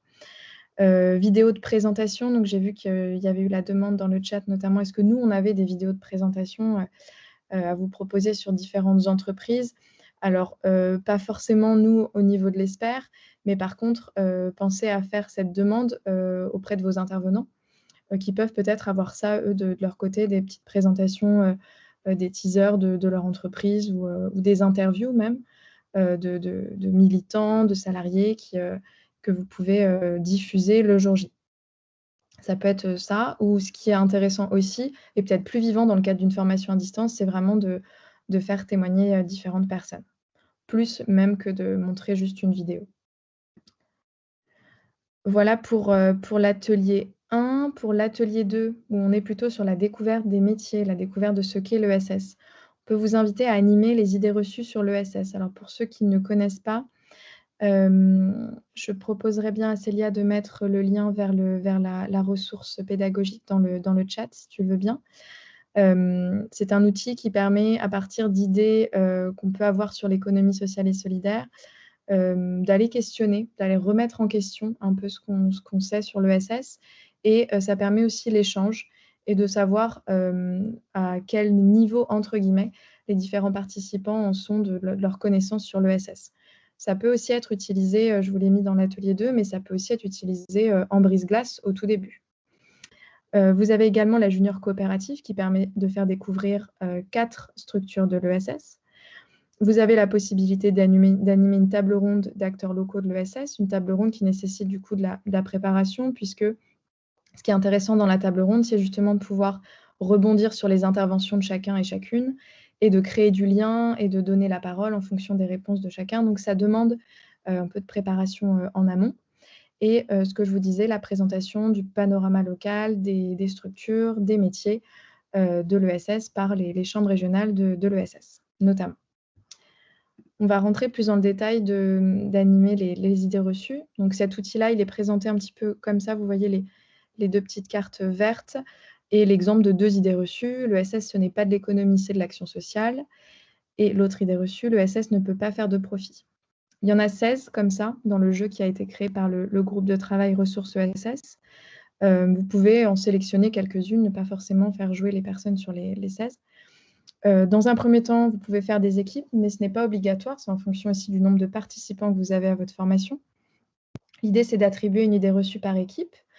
Donc, soit vous mettez dans le chat le lien vers la carte, ou bien juste vous écrivez l'idée reçue dans le chat, ou vous diffusez un document Word sur lequel est écrit l'idée reçue, ou un Framapad sur lequel vous avez au préalable inscrit l'idée reçue. Voilà, tout est un peu possible, c'est comme vous le souhaitez. Et vous proposez aux équipes ou à l'ensemble des participants d'échanger sur l'idée reçue qui correspond à leur équipe pendant une dizaine de minutes environ. L'idée de trouver des arguments pour, des arguments contre, et d'être un peu critique sur ce qui est dit en fonction des connaissances de chacun. Ensuite, donc, fermer les salles de discussion, si jamais vous les aviez mis en salle au préalable, pour que l'ensemble des participants se retrouvent dans la salle principale et que, par équipe, on puisse débriefer un petit peu des différentes idées reçues et d'apporter collectivement des réponses sur les cartes et s'enrichir et voilà, connaître un peu aussi le niveau de chacun et puis pouvoir parler de ESS aussi globalement, puisque les personnes sont aussi là pour ça. Mais comme je vous disais, un des objectifs de la formation à distance, c'est de poser des questions et les idées reçues sont assez pratiques pour ça. Et ça met aussi un petit peu en action. Vous avez aussi la possibilité, comme je vous disais juste avant, d'animer la Junior Coopérative, qui est un jeu qui a été créé par la Chambre régionale de l'économie sociale et solidaire de Nouvelle-Aquitaine. Elle peut s'animer avec l'ensemble des participants ou faire des équipes Moi, je sais que je l'ai animé récemment avec une classe ou à distance. Donc, moi, j'étais derrière mon écran et j'avais toute la classe de seconde en face. Et je n'ai pas du coup pu faire forcément des équipes. On l'a fait ensemble. Dans un premier temps, c'est de proposer aux participants de créer la méthodologie de projet en ESS. Je vais vous montrer juste après comment. Ensuite, leur proposer, donc on amène les consignes au fur et à mesure. Là, je vous ai tout mis sur la même slide, mais c'est plus intéressant d'amener au fur et à mesure. Ensuite, de leur proposer d'associer chaque carte histoire à un temps associé de la méthodologie de projet créée au préalable. Et ensuite, d'avoir un petit temps d'échange sur les histoires qui sont racontées et notamment les 4 structures de l'ESS qui sont présentées. Donc, la méthodologie de projet en ESS, c'est ça. Vous pouvez afficher cette slide-là et dire aux participants, bon, bah voilà, la question, c'est de recréer cette méthodologie de projet et donc de remettre ces mots dans un ordre chronologique, ce qui vous paraît le plus logique. Donc, chacun peut plancher là-dessus individuellement, par équipe ou en grand groupe, et puis ensuite, on en parle ensemble avant de passer à la suite. Et on convient d'un ordre qui va à tout le monde. Ensuite, donc, vous pouvez aussi projeter ce type de slide. C'est l'histoire numéro 1. Vous avez différentes cartes sur lesquelles sont attribués différents numéros. Et l'idée, c'est de faire le lien entre les numéros et puis la méthodologie de projet que vous avez au préalable mis en ordre. Donc, bien évidemment, pas projeter cette slide avant la précédente, sinon vous donnez la réponse.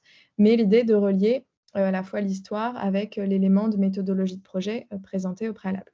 Donc ça, c'est pour la coopérative qui est créée, la SCOP. Là, ça raconte l'histoire d'une association sportive. Ici, on raconte l'histoire d'une mutuelle. Et là, c'est la coopérative de consommateurs. Donc, 4 types de structures de l'ESS différentes. Et ce qui est intéressant, c'est de débriefer avec les participants et donner des éléments un peu complémentaires aussi par rapport aux questions que pourraient avoir les participants sur ces structures, pouvoir y répondre. Vous directement, ou bien des intervenants, je pense notamment aux personnes qui travaillent au sein des CRES, qui peuvent apporter des éléments aussi de contexte local à ces entreprises en disant, par exemple, dans telle région, il y a une coopérative de consommateurs, peut-être que vous la connaissez, voilà. Toujours illustré par l'exemple, amener du concret, c'est toujours très, très pertinent par rapport à ces demandes-là. Donc voilà pour cet atelier 2. Je vois que Jean-Luc nous a rejoint. Oui, j'ai un petit souci de connexion. Ok, pas de souci. Pour l'atelier 3, qui est plutôt consacré à l'éducation à l'ESS en général, et notamment les projets que mène l'ESPER depuis 5 ans maintenant, donc pour objet de faire vivre l'ESS en classe. Comment est-ce qu'on peut faire? Les personnes qui sont inscrites au stage CEFPEP, elles se sont notamment inscrites pour découvrir l'ESS, bien sûr, dans un premier temps, mais aussi savoir comment transmettre ces principes et ces valeurs auprès de leurs élèves. Donc, c'est intéressant pour ça de leur proposer différents temps, donc 3 temps qui sont au choix ou qui sont à faire dans les 3 temps ensemble si vous voulez. Ça, c'est vous qui voyez en fonction du temps que vous voulez y accorder. On peut choisir d'animer le jeu entreprise à valeur ajoutée. On peut utiliser l'exposition Kesako. Et l'exercice pratique qu'on peut aussi proposer, c'est imaginer un projet Mon ESS à l'école. On peut par exemple le faire individuellement ou par équipe, ça peut être plus enrichissant. Mais voilà, c'est des exemples de temps que vous pouvez choisir d'animer. Je vais laisser la parole à Emmanuel pour vous présenter le premier temps qui est le jeu EVA. Merci Agathe. Oui, juste avant d'attaquer la présentation sur EVA, j'aurais une observation, une remarque à faire. Vous vous rendez bien compte combien c'est utile qu'on soit plusieurs à faire cette présentation, et c'est vraiment pour le jour J, pour nous tous qui allons devoir animer ces ateliers, c'est quelque chose vraiment à prendre en considération. Et si vous pouvez avoir quelqu'un à vos côtés qui aide au problème de reconnexion des participants qui sont déconnectés, qui peuvent aider à gérer le chat et à gérer le diaporama, eh ben c'est vraiment, ce sera vraiment un plus. Voilà pour ma petite parenthèse. Donc, on est donc dans un troisième atelier. Comment faire vivre l'ESS en classe? Et là, notre objectif en tant qu'animateur du stage, c'est que les profs expérimentent et se familiarisent avec les outils de découverte de l'ESS pour qu'ensuite, ils puissent les déployer dans leur classe. Donc, on va voir ensemble le jeu EVA qui a déjà été affiché à l'écran. Et pour ce jeu, donc, on a deux outils qui sont particulièrement adaptés. Le bloc-notes Framapad et la répartition des participants dans les salles virtuelles Teams. Alors, juste pour celles et ceux d'entre nous qui ne connaîtraient pas bien, pas tout à fait le jeu EVA, je vais juste faire une courte présentation. Comme vous le voyez, le jeu EVA, donc entreprise à valeur ajoutée, c'est un jeu de cartes. Les joueurs sont placés en situation de créer une entreprise en équipe et ils sont mis face à des choix stratégiques. Il existe 3 versions de ce jeu. Une version découverte d'une durée de 2 heures, une version approfondie qui peut s'écouler de 3 heures à 12 heures, voire même plus, et une dernière version simplifiée d'1 heure. Alors, ce jeu, nous l'avons adapté au format numérique grâce aux outils dont nous avons déjà commencé à parler, et en particulier du Framapad. Alors, pour mettre en place cette activité, on a besoin de remplir 3 conditions. Première condition, il faut mettre... non, Agathe, tu peux laisser le jeu de cartes pour l'instant, merci. Première condition, on va mettre d'abord les joueurs en équipe. Ça, c'est indispensable. Deuxième condition, on va leur donner les consignes qui figurent sur les cartes. Et troisième condition, il va falloir leur permettre d'échanger et de prendre les décisions stratégiques et enfin qu'ils puissent les formaliser, ces décisions qu'ils vont être amenés à prendre. Donc, les questions qui se posent à nous, organisateurs et animateurs de ces stages CEFPEP, c'est de savoir comment on va pouvoir faire pour remplir toutes ces conditions. Alors, on va les prendre une par une. Donc, tout d'abord, en ce qui concerne le travail en équipe, on a vu tout à l'heure avec Agathe, et on en a discuté longuement, comment créer des salles sous Teams. Donc, je vais pas revenir sur ce point-là, puisqu'on en a longuement discuté. Alors, une fois qu'on a créé nos salles et que les participants ont rejoint leurs équipes, il faut qu'on puisse leur donner les consignes. Donc là, on en arrive à la deuxième condition. Il faut qu'on leur donne les moyens d'échanger et les moyens de formaliser leurs échanges. Et c'est là que le Framapad intervient. Le Framapad que vous voyez s'afficher à l'écran. Je ne reviendrai pas donc sur la manière de créer un tel bloc-notes, puisqu'on l'a vu tout à l'heure de manière détaillée avec Agathe, qui vous a conseillé plutôt de choisir l'option création d'un pad public. Ce qu'il faut savoir, c'est que nous, on a quand même transposé l'intégralité des consignes du jeu EVA sur un bloc-notes qui est tout prêt, que vous pouvez utiliser et que vous pourrez recopier, que je vous mettrai dans le fil de la conversation dès que j'aurai la main et que je pourrai le faire. Donc ça, c'était pour les conditions qui permettent de mettre en place le jeu EVA le jour J et surtout de le faire donc tester et expérimenter par nos participants au stage. Agathe, si tu veux mettre la diapo suivante, on a une ressource supplémentaire dont je vais vous parler. Alors, nos participants ont donc été mis dans leurs équipes. Juste une précision, je vais revenir sur les règles du jeu EVA parce que tout le monde ne les connaît peut-être pas. Donc, on a réparti les participants dans les équipes. Nous, en tant qu'organisateurs, on peut définir le rythme qu'on souhaite donner à leur temps de discussion et de réflexion. Alors, moi, ce que je vous conseille, c'est de reprendre le rythme qui est proposé dans le guide d'animation du jeu, qui se trouve sur le site Ressources. On vous mettra également le lien dans le fil de la conversation. Alors, en tant qu'animateur, vous pourrez rappeler les participants dans la salle commune, vous pourrez les faire intervenir, vous pourrez les remettre dans les salles de travail autant de fois que nécessaire. Et à la fin, l'avantage, grâce au Framapad, c'est que vous aurez un document complet par équipe que vous pourrez enregistrer, imprimer, conserver, et comme le suggérait Yann tout à l'heure dans le fil de la conversation, même qui peut servir de base à un travail beaucoup plus, enfin au long terme, hein, ça peut même être le point de départ, par exemple, d'un projet Mon ESS à l'école. Pourquoi pas?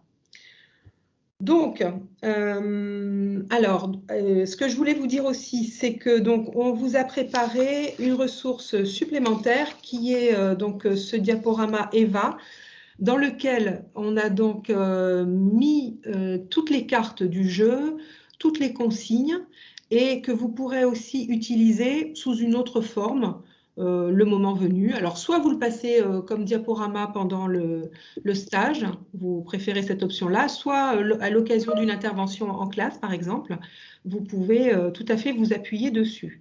Alors, on vous a mis la version longue, qui peut le plus, peut le moins. Vous pourrez toujours la réduire et l'adapter aux personnes que vous aurez en face de vous. Ça peut être ça peut être des collégiens, ça peut être des lycéens, des étudiants. À vous de jouer.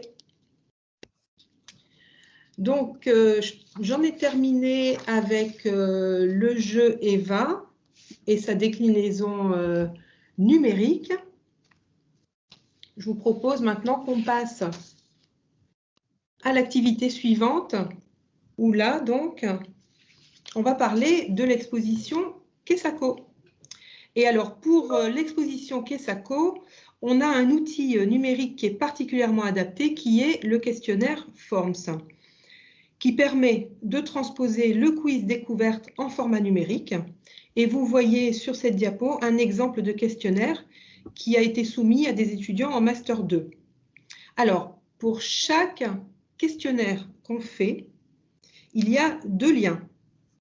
On a un lien qui est accessible aux élèves ou aux participants, donc à partir duquel ils vont pouvoir remplir le questionnaire, et on a un lien qui est accessible à l'enseignant ou à l'animateur pour qu'il voit les réponses globales qui sont présentées sous différentes formes, et je vous montrerai après à quoi ça ressemble. Alors, ce que je vous propose, c'est d'activer, je ne sais pas si on a le temps, Agathe, de faire un petit test là sur le quiz. Ouais, on peut. Tu veux que je partage le lien du quiz? Alors, je vais partager le lien. C'est le lien qui est tout en haut. Tu le trouves? Oui, oui, c'est bon. OK. Donc, ce qu'on vous propose, c'est de faire un petit test et que vous actionniez donc le lien. Vous répondez, vous allez voir, ça va super vite. Donc, vous voyez qu'on a 7 réponses. Et on a les réponses qui sont analysées sous forme d'un camembert.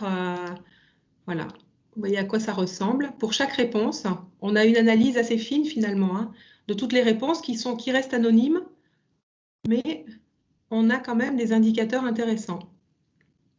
Voilà, avec un graphique quand il y avait plusieurs solutions possibles. Voilà, donc ça c'était pour vous montrer à quoi ça pouvait ressembler. Alors, comment faire pour créer un questionnaire Forms? Vous allez voir que c'est assez simple. Donc, il s'agit d'aller sur l'application Forms de Microsoft. Donc, pour l'environnement MGEN, c'est très facile d'accès. Et pour ceux qui sont sous un autre environnement, voilà, on y a accès toujours par Office 365. Alors, on a ici un exemple, voilà, un point de départ de formulaire.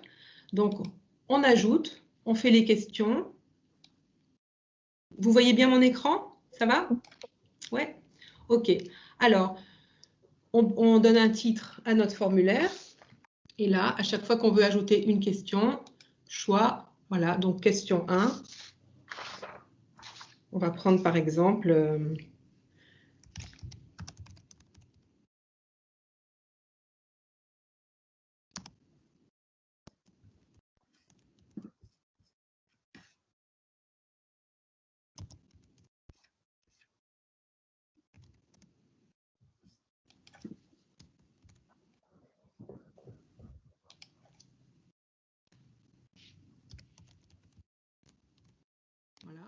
Option 1.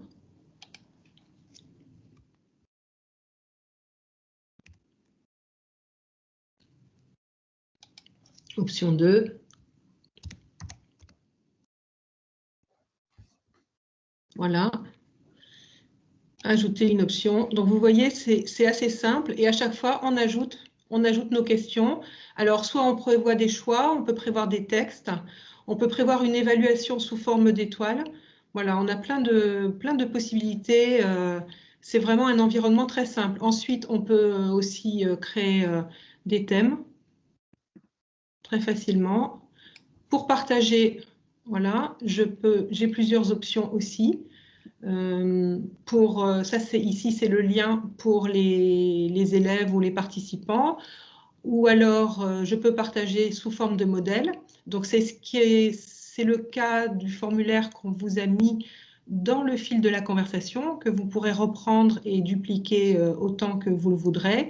Et ensuite, troisième option, partager pour collaborer.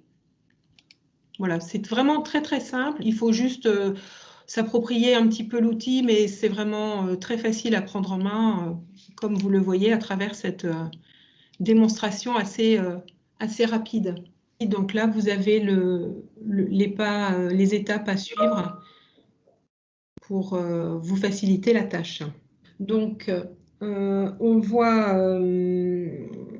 donc que l'outil Forms présente quand même pas mal d'atouts, hein, parce que ça peut être préparé à l'avance.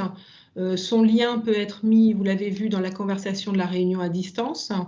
Les participants, ça permet de créer une activité un petit peu dynamique pendant la réunion.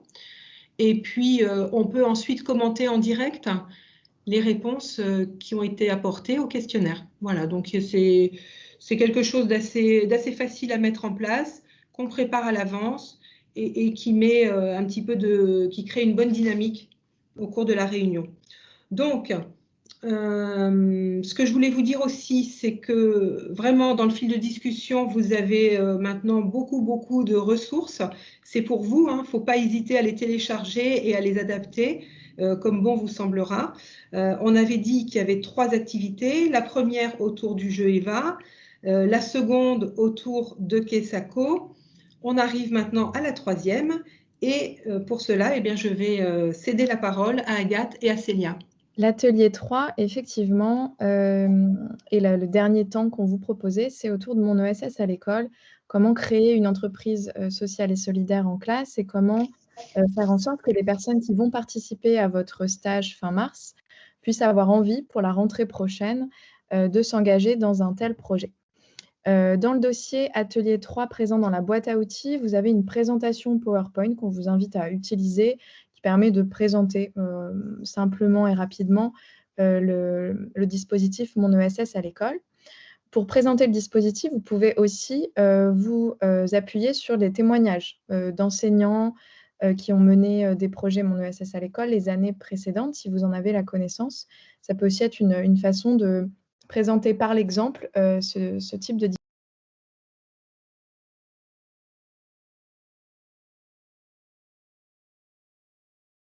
aujourd'hui ensemble pour aussi rendre la formation qu'on est en train de vivre collaborative. Mais vu le temps qui défile, on n'aura pas le temps aujourd'hui, mais je vous en parle quand même pour vos formations. Et puis pourquoi pas pour qu'on puisse le tester à un autre moment. Proposer aux participants, donc enseignants en majorité, d'imaginer un projet Mon ESS à l'école en leur disant premièrement de répondre à quelques questions sur ce qu'est l'éducation à l'ESS selon eux. Est-ce qu'ils ont déjà des idées? Est-ce qu'ils ont des propositions concrètes? Est-ce qu'ils ont déjà mis en œuvre ce type d'éducation A? Sur quelles ressources et quelles personnes ils peuvent s'appuyer? Est-ce qu'ils ont déjà les connaissances là-dessus? Ensuite, proposer par équipe de se retrouver donc dans des salles et de discuter un petit peu des réponses de chacun suite à cette première consigne. Et ensuite, les inviter à se rendre sur le Framapad que vous aurez créé par équipe. Et donc là, moi, je vous ai déjà créé 3 Framapad et donc vous aurez les Framas créés que vous pourrez utiliser, dans lequel il y a la suite des consignes et où là, on est vraiment dans imaginer son propre projet, réfléchir aux thématiques du projet, réfléchir aux objectifs du projet Et puis ensuite, se poser les grandes questions qu'en fait, les professeurs seront amenés ensuite à poser à leurs propres élèves. Donc, c'est vraiment de la mise en situation. Cet exercice-là, on le propose aussi en présentiel, mais là, à distance, avec les outils collaboratifs et les outils comme le Framapat, c'est quelque chose qu'on peut aussi éventuellement proposer dans le cadre de la formation CEFPEP. Voilà pour ce temps-là. Donc, évidemment, vous aurez tous les liens qui sont mis là par Célia dans le chat et que vous retrouverez également dans la présentation PowerPoint. Ensuite, bon, c'était l'objectif 1 dont je vous avais parlé au tout début. Vu le temps qui file, je ne vais pas vous le présenter, mais je vous invite à en prendre connaissance et à peut-être vous inspirer des différents principes et axes d'attention qui sont présentés pour construire votre propre formation. Et pas hésiter à revenir vers nous si vous avez des questions. Enfin, je vous remercie de votre attention, d'avoir été présent jusqu'au bout. Donc, 2 heures, c'est toujours un peu long, mais voilà, merci beaucoup pour vos réactivités, vos partages et tous ces échanges. Je vous mets nos contacts, mail, téléphone, et également nos disponibilités pour des formations tests. Donc, je vous invite à noter ces différentes dates. Donc, dans la foulée, on vous envoie le PowerPoint, mais si vous pouvez dès à présent noter les dates et vous positionner sur les différents créneaux. En fait, l'intérêt de ces formations tests, c'est que vous soyez, vous, dans la peau de l'organisateur ou l'organisatrice, notamment sur Teams, et que vous voyez toutes les fonctionnalités auxquelles vous allez avoir accès le jour J, et qu'on puisse expérimenter ensemble ce dont on a parlé là, et que vous soyez vraiment dans la mise en pratique, et on vous propose pour ça du cas par cas. Donc, ce sont des créneaux la semaine prochaine. On pourra bien sûr en ajouter d'autres la semaine suivante si tout le monde ne peut pas voilà, être disponible pour ces temps-là. Merci beaucoup. Merci à Célia et Emmanuel pour ce temps de formation ensemble. C'était très riche et intéressant de le construire avec vous. Et puis, je vous souhaite une bonne fin d'après-midi et je vous dis à très bientôt.